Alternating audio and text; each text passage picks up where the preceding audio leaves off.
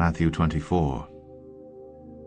Jesus left the temple and was walking away, when his disciples came up to him to call his attention to its buildings.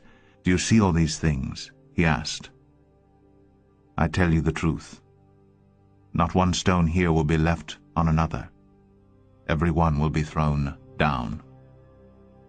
As Jesus was sitting on the Mount of Olives, the disciples came to him privately. "Tell us," they said, "when will this happen?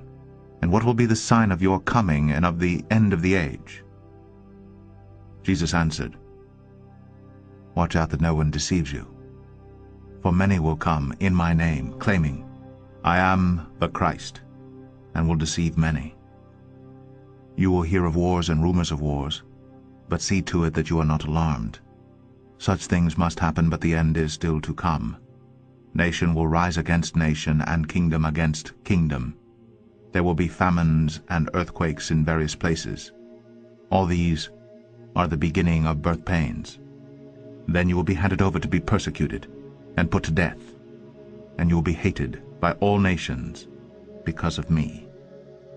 At that time many will turn away from the faith, and will betray and hate each other, and many false prophets will appear and deceive many people. Because of the increase of wickedness, the love of most will grow cold. But he who stands firm to the end will be saved. And this gospel of the kingdom will be preached in the whole world as a testimony to all nations, and then the end will come. So when you see standing in the holy place the abomination that causes desolation spoken of through the prophet Daniel, let the reader understand. Then let those who are in Judea flee to the mountains. Let no one on the roof of his house go down to take anything out of the house. Let no one in the field go back to get his cloak. How dreadful it will be in those days for pregnant women and nursing mothers. Pray that your flight will not take place in winter or on the Sabbath, for then there will be great distress, unequaled from the beginning of the world until now, and never to be equaled again. If those days had not been cut short, no one would survive. But for the sake of the elect, those days will be shortened. At that time, if anyone says to you, 'Look, here is the Christ,' or 'There he is,' do not believe it. For false Christs and false prophets will appear and perform great signs and miracles to deceive even the elect, if that were possible. See, I have told you ahead of time. So if anyone tells you, 'There he is out in the desert,' do not go out. Or, 'Here he is in the inner rooms,' do not believe it. For as lightning that comes from the east is visible even in the west, so will be the coming of the Son of Man. Wherever there is a carcass, there the vultures will gather. Immediately after the distress of those days, the sun will be darkened, and the moon will not give its light. The stars will fall from the sky, and the heavenly bodies will be shaken. At that time, the sign of the Son of Man will appear in the sky, and all the nations of the earth will mourn. They will see the Son of Man coming on the clouds of the sky with power and great glory. And he will send his angels with a loud trumpet call, and they will gather his elect from the four winds, from one end of the heavens to the other. Now learn this lesson from the fig tree.